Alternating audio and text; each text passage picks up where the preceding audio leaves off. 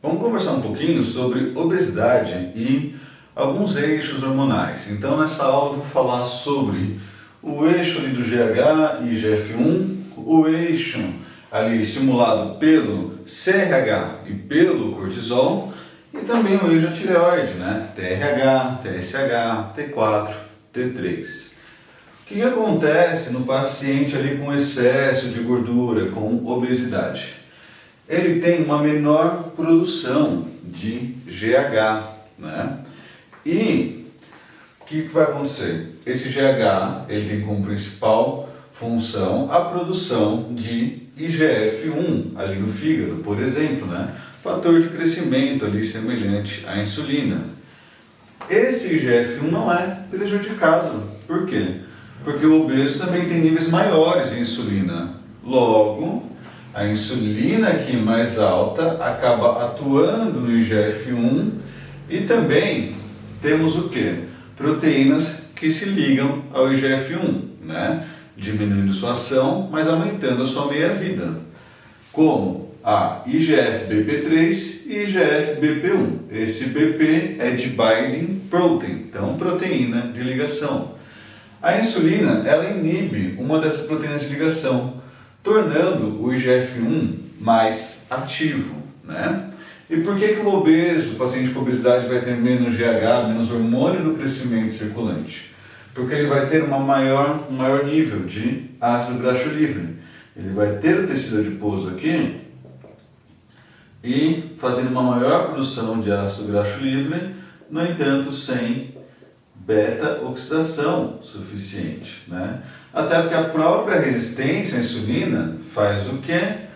Aumenta lipase hormônio sensível, que é quem vem aqui e quebra esse tecido adiposo em ácido graxo livre e inibe o GH. Então, paciente obeso, além de mais ácido graxo livre, também tem maior nível de somatostatina, que também vai inibir o GH, né? Então, preciso repor GH no paciente obeso? A resposta é não.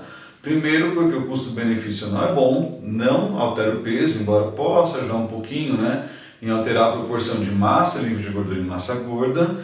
E segundo, que o próprio GH, ele piora a resistência à insulina, né, que já é alta no obeso e já é fator de risco, como a gente já conversou em outros vídeos, ok?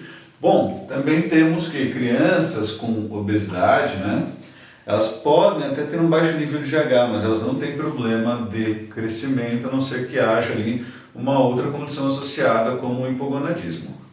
Bom, no paciente obeso, nós temos mais cortisol, mas não necessariamente no sangue. O que acontece?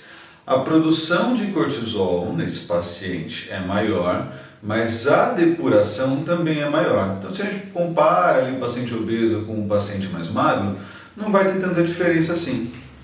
O cortisol, ele vai aumentar a lipogênese ali no tronco, na parte superior do corpo, que é justamente essa parte ligada mais quem mesmo? Tecido adiposo visceral, que é justamente aquele que produz interleucina 6, TNF-alfa, né? R-cistina, enfim, um monte de fatores inflamatórios que vão piorar a sensibilidade à insulina. O cortisol também faz a maturação dos adipócitos, então ele pega os pré-adipócitos, transformando ele em adipócitos maduros. Ele também faz proteólise, quebra tecido ali proteico para usar os aminoácidos como fonte energética. Ele é orexígeno, né? Ou seja, ele inibe como feedback negativo o CRH, e o CRH é justamente quem estimula a PONC e o CART, que são anorexígenos. Se ele inibe quem estimula, ele acaba inibindo a ação anorexígena. E também aumenta a resistência à insulina, ok? Consequentemente, esse hormônio ali tendo mais ação, né, que é justamente o que a gente conversou, acaba que piora a condição do nosso paciente. Bom, o obeso então, né, paciente com obesidade tem mais secreção e mais depuração. Por quê? Porque ele tem menos CBG, que é justamente a globulina de ligação do cortisol, né? E ele também tem mais receptor de glicocorticoide no tronco, fazendo o quê? Uma maior captação desse cortisol.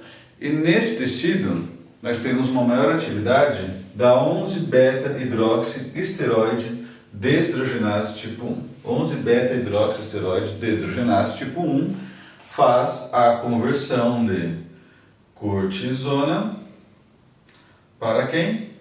Cortisol. Logo, né, ela vai piorar toda essa situação no nosso paciente.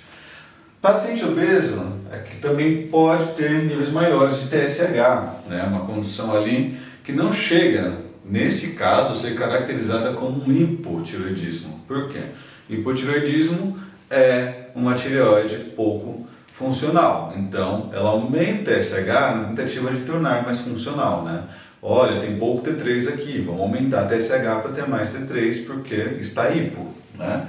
No entanto, um paciente obeso geralmente é abaixo de 10 unidades internacionais. Sendo abaixo de 10, não é necessariamente, né? Claro que pode haver paciente com hipo e obeso, né? Mas não é necessariamente um hipotireoidismo.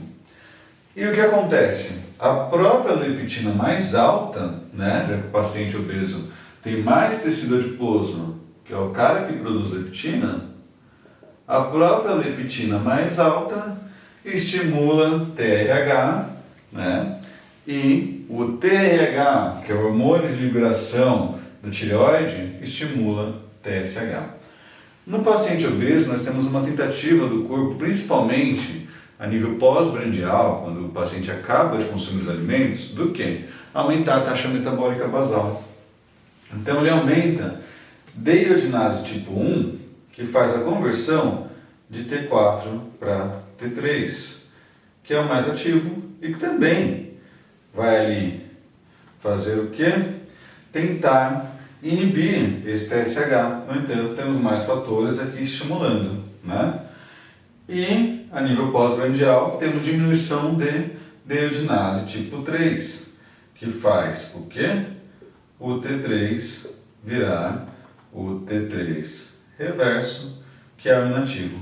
Então, no paciente obeso, há sim uma maior taxa metabólica, tá?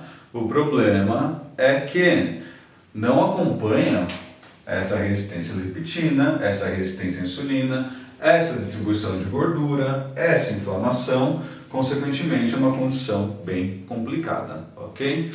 Bom, é isso, eu espero que vocês tenham conseguido entender tudo, né?